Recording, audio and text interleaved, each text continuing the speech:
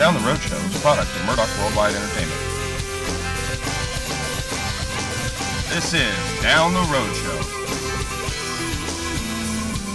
This is entertainment, all up in your face. Got off the train, I moved into a roomy house, got myself some 8x10 glossy photographs, went up and down Sunset Strip where all the agencies were, knocking on doors trying to get an agent.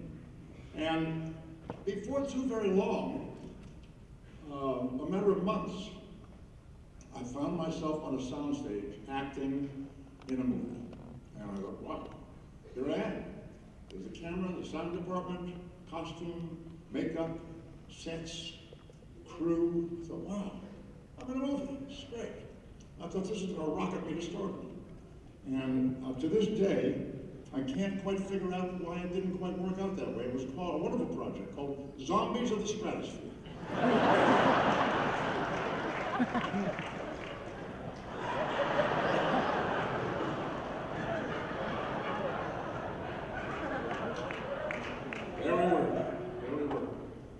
There were, I think, 4 of us. We landed in a spaceship that staggered across the screen and left a trail of smoke. And we stole a pickup truck and a couple of Colt 45 revolvers and announced we're going to take over Earth.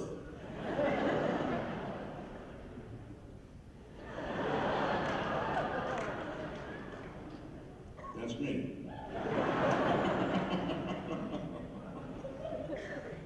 And that job was followed by another great hit, Attack of the Brain Eaters. That was my second job. So my career looked like I was quickly swirling around the drain hole and going down the drain. I went to work at various jobs. I sold life insurance, I sold vacuum cleaners, I worked at an ice cream parlor, I serviced fish tanks in people's homes and doctors' offices. Here comes the fish doctor, they used to say. I heard that too many times. And then I found a 2-year job in the United States Army.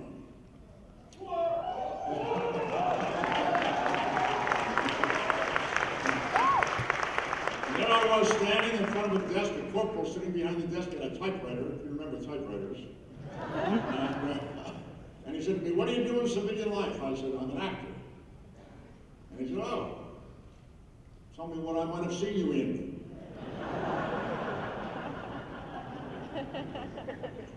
Zombies of the Stratosphere. Click, click, click, click, click, click. Infantry. Okay. I came out of the Army 2 years later. By that time I was married, I had a child, I had another one on the way, and I had to go to work immediately to produce some income before I could get my acting career going again. And one night, I was driving a taxi in West Los Angeles, took a job in cab driving, and I got a call to go pick up Mr. Kennedy at the Bel Air Hotel. And being from Massachusetts, the Kennedy name meant something to me. It was 1956. And the man that came out to get into my cab was Jack Kennedy, John F. Kennedy. And he was not known nationally. Later that year, he made an important speech at the Democratic Convention. He got some national attention. But when he stepped into my cab, hardly anybody knew him in California. And I said, "How are things in Massachusetts, Senator?" And he was interested. "Oh, it's great, somebody recognized him. Are you from Massachusetts?" "Yes." "Where?" "Boston." "Where in Boston?" I said, "The West End." He knew the area very well. He had an office just about 2 or 3 blocks from where I lived. He was on Beacon Hill. And he said, "What are you doing out here?" And here I am dropping a taxi. I said, "I'm an actor." He said, "A lot of competition in your business." I said, "Yes." He said, "Just like mine. Keep in mind," he said, "there's always room for one more good one." And I took that in and held on to it. It meant a lot to me to keep that in mind. 4 years later, he was elected president, and 3 years after that, he was gone. Anyway, these are great memories, and I hold them dearly. I was invited to come out to Republic Studios for a meeting with a producer. And he said, "Do you ride?" And I said, "No, not a car. Do you ride? Horses, we do westerns." Well, I made a mistake. I hadn't learned yet. I said, "No, I don't ride." He said, "You better learn because we do westerns." I learned very quickly that when you're an actor, you go on an audition, whatever they ask you, you do, you say yes. Can you drop off a ship like 100 feet into the water and swim 300 yards, kill a shark, and climb back on the ship? Yes. Done it many times. I learned to ride. I worked in Gunsmoke. I worked in Wagon Train. I worked in Rawhide with Clint Eastwood. I worked in Bonanza. The kid in the Army.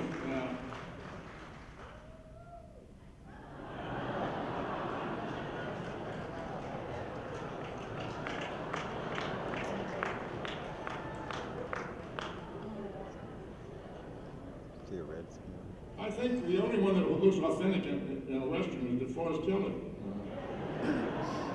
Cowboy Shatner, I don't think so. And Jimmy Doohan as a laughing Indian, I don't think so. I don't know, anyway, here I am, I did a lot of them. I played some bad Indians. I don't think I did them badly, they were bad people, you know. I played Indians so bad, Indians wouldn't play them. You know? Anyway, there was a way of learning, a way of making a living, and then in 1960, I acted in a play called Death Watch, which was a very successful play in Los Angeles, and a lot of the industry people came to see this. And then we made the film in 1964, and a lot of the industry people came, and I started working very steady after that. The man on the right in the uniform was Robert Ellenstein, who I was able to hire later to play the president of the Federation in Star Trek IV, The Voyage Home.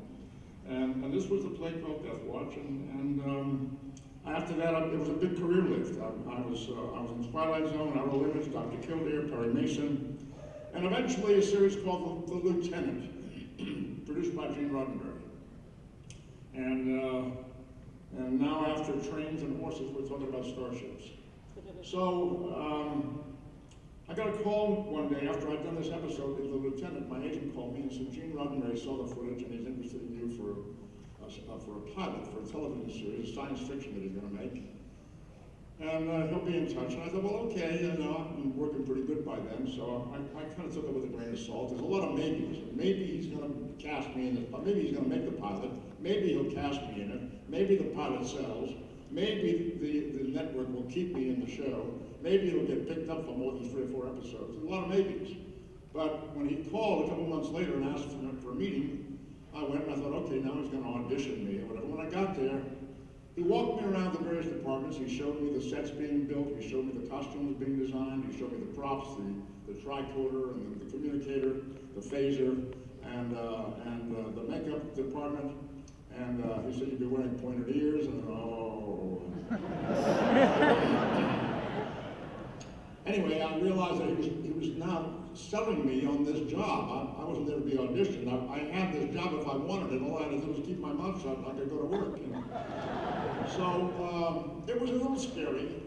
But what attracted me, I mean, the ears and all of that, you know, it could have been a bad joke. But what attracted me was when he said, this character is going to be a Vulcan from the planet Vulcan. He's going to look alien, going to look different. He's going to have a human mother and a Vulcan father. And he's going to have an internal life that consists of a battle between his emotions and his logic. And he's going to try to live as a Vulcan, to suppress the emotional side of his persona and live as a Vulcan, unemotionally. And I thought that's an interesting challenge for an actor, and it sounds like it might be an interesting role to play. So I took the job, and we went to work. And this was one of the first photographs that was ever taken of us.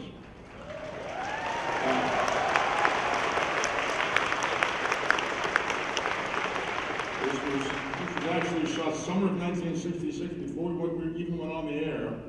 I don't remember exactly how it happened, but somebody said, go outside, there's somebody wants to talk to you guys. We walked out, and somebody took this photograph. And this is in the makeup department, Dee Kelly in the chair, and I've got my makeup on, the eyebrows and the ears and so forth, and obviously still wearing my civilian clothes. And the work was intense. Once in a while we had a laugh. The work was very intense. I was there 12 hours a day. I got there in the makeup chair at 6:30 in the morning and walked out of the studio, drove out at 6:30 at night every day.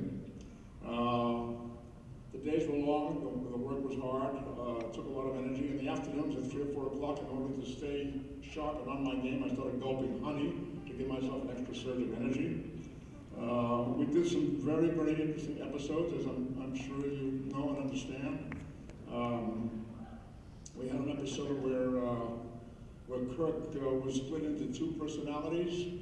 I think it was called The Enemy Within. A malfunction in the transporter. He comes up as a kind of a meek, mild-mannered Kirk, and then he comes up as a nasty Kirk. So it's our version of the Dr. Jekyll, Mr. Hyde story. And there comes a moment in the story where the evil Kirk has a phaser and he's going to shoot the mild Kirk. And if he does that, we'll never get Humpty Dumpty back together again.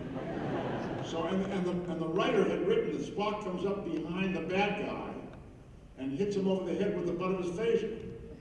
And I said to the director, I don't think that's appropriate for the 23rd century in science fiction. You know, if we were doing Gunsmoke, that might work, you know. So what do you want to do? And I said, well, Spock is a graduate of the Vulcan Institute of Technology. And he took courses in human anatomy. And Vulcans have a certain kind of energy on their fingertips, which if applied appropriately to the pressure points on a human would render him unconscious. So he said, oh, really?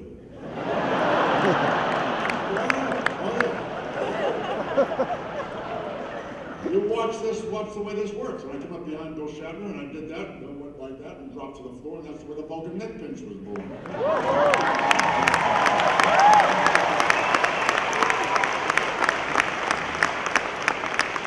It was a big success. A lot of people asked me to teach them how to do it so they could do it to their kids. We came to an episode that was a very beautiful script written by a wonderful science fiction writer named Theodore Sturgeon, a script called Amok Time, which was really very poetic. And it was an interesting script for the Spock character because we were going to go to Vulcan for the first time, to Spock's home planet, and we're going to see other Vulcans for the first time. Spock was the only Vulcan we had seen up to that point. And Spock had to get home to fulfill a marriage betrothal. Spock was in heat. Yeah. Happens once every 7 years, you know that. And quite an event, actually. Well worth waiting for. Rampage Fitness Academy is located at 23681 Via Linda, Suite A, in Mission Viejo, California, 92691. Call them at 949-830-7267. Cardio kickboxing, Brazilian Jiu-Jitsu, Muay Thai, regular boxing, yoga, or women's classes only. Rampage Fitness Academy has it all. Check them out at rampagefitnessacademy.com.